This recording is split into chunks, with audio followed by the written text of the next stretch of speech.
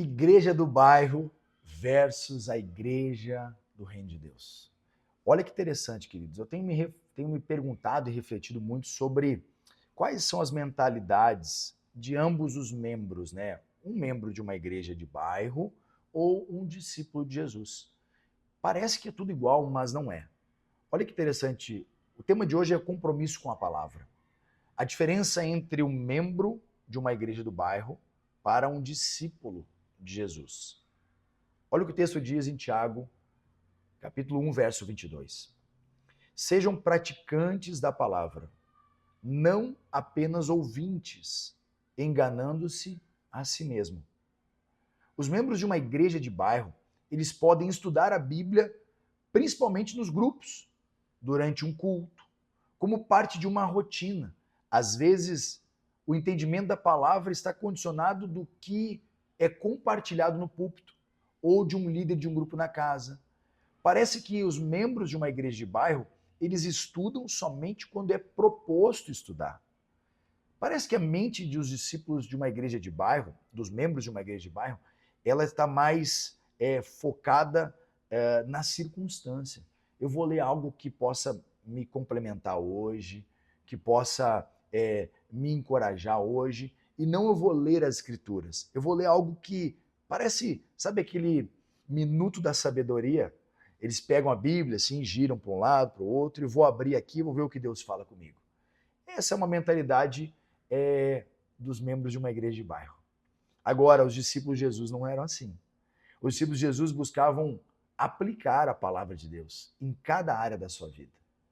Eles tinham fome de entendimento. Lembra quando Jesus chamava para as parábolas e contava uma parábola para a multidão? A multidão ficava sem entender muito o que é essa semente, o que é o trigo, o que é o joio, mas os discípulos, a multidão ficava ouvindo sem entender e ia embora. Os discípulos não. Os discípulos iam até o mestre e diziam: mestre, tá bom, fala para nós agora o que significa isso. A gente tem fome, a gente quer entender algo mais, a gente quer esmiuçar isso, a gente quer saber o que é o joio, o que é o trigo, quem é o semeador, como que vai ser essa semente de joio caindo no nosso meio.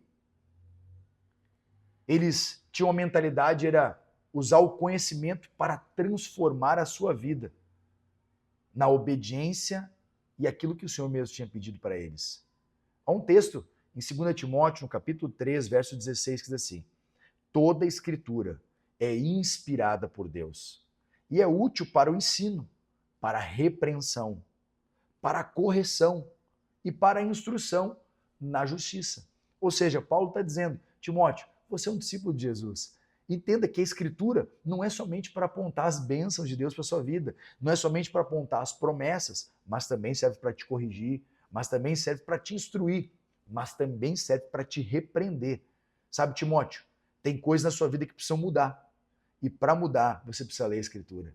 Então eu quero te encorajar no dia de hoje a pedir mais fome, mais sede pela palavra de Deus. Assumir um compromisso prático.